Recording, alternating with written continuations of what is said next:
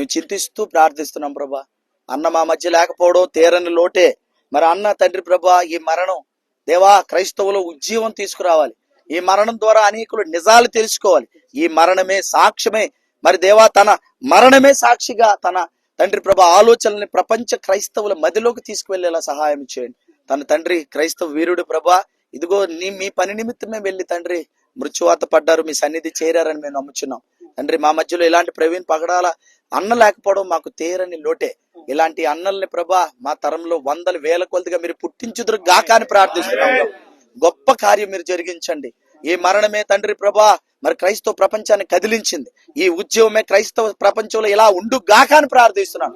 అందరూ ఐక్యమై తండ్రి డెనామినేషన్స్ అతీతంగా అన్న కళని నెరవేర్చుదురు గాక అని ప్రార్థిస్తున్నాం ప్రభా. అందరూ వాడైన ప్రవీణ్ అన్న అందరిని ప్రేమిస్తూ ఆదరిస్తూ క్రైస్తవ సమాజం కోసం ఎంతో పాటుపడ్డాడు ప్రభు. చివరికి ప్రాణాన్ని కూడా మీ సన్నిధిలో వీరుడిగా విడిచాడు. మరి తనని చూసుకొని మేము ఎన్నో నేర్చుకోవాలి. మా తరానికి ఎంతో నేర్పించాలి తండ్రి. తన భార్య బిడ్డలకి మీ సహాయాన్ని అందించండి.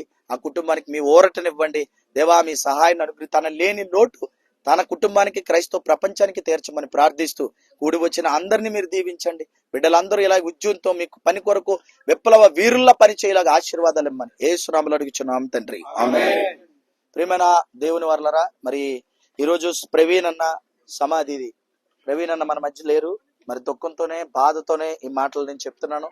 అన్నని మరి చూస్తే ఆ యొక్క యాక్సిడెంట్ కాదది. మరి దాన్ని ప్రీ ప్లానెడ్ మర్డర్ గానే ఖచ్చితంగా క్రైస్తవ ప్రపంచం అనుకుంటుంది. అలా విప్లవ వీరుడుగా, ఒక యోధుడుగా, మరి గొప్ప నాయకుడిగా అన్ని పాత్రలు పోషించిన ఒక గొప్ప వ్యక్తి ప్రవీణ్ పగడాలన్న. క్రైస్తవ ప్రపంచానికి ఒక మంచి ఫిల్లర్ లేకుండా పోయాడు. ఈరోజు సమాధి దగ్గర ఆయన మరి తల దగ్గర నుంచి మాట్లాడతామని కల్లో కూడా నేను అనుకోలేదు. మరి లాంటి ఆయన మన మధ్య లేకపోవడం తీరని లోటే. మరి క్రైస్తవ ప్రపంచం స్పందించాలి. ఆయన ఆశయాలకు అనుగుణంగా మనం అందరూ పనిచేయాలి. డెనామినేషన్స్ కి అతీతంగా ఆయన కోరుకునేది ఒకటే, అందరు కలిసికట్టుగా ఉండాలి. క్రైస్తవ సమాజం ఒక్కటే ఉండాలి. క్రీస్తు వ్యతిరేకులు ఎవరైతే ఉండాలో వారిని నిలువరించాలి. సత్యంతో వారి మీద పోరాటం చేయాలని అన్న కోరుకున్నాడు.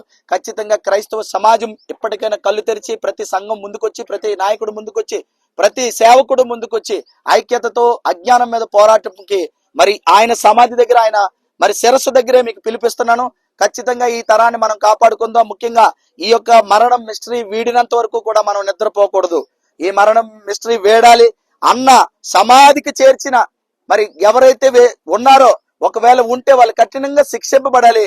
మరి అలాంటి వారు ఎవరైతే ఉన్నారో ప్రభుత్వాలు వారిని పట్టి బాహాటంగా ప్రపంచానికి చూపించాలి అని మేము డిమాండ్ చేస్తూ ఉన్నాము. మరి మరొకసారి క్రైస్తవ ప్రపంచానికి నేను ఇచ్చే పిలుపు, కలిసికట్టుగా ముందుకు వెళ్దాం. ప్రవీణ్ అన్న ఆత్మకి శాంతి ఎప్పుడు ఉంటదంటే మనం అందరూ కూడా కలిసి ఉన్నప్పుడే. ఆయన సంతోషంగా ఆత్మీయంగా దేవుడి దగ్గర ఉంటాడని నేనైతే ఖచ్చితంగా నమ్ముతున్నాను. కాబట్టి ఆయన ఆశయాలు మనం నెరవేరుద్దాం, కథం తొక్కుదాం, కలిసికట్టుగా ముందుకు వెళ్దాం. దేవుడు మరి ఆయన ఆత్మకి శాంతి చేకూర్చును గాక, ఆమేన్. థ్యాంక్ యూ అండి.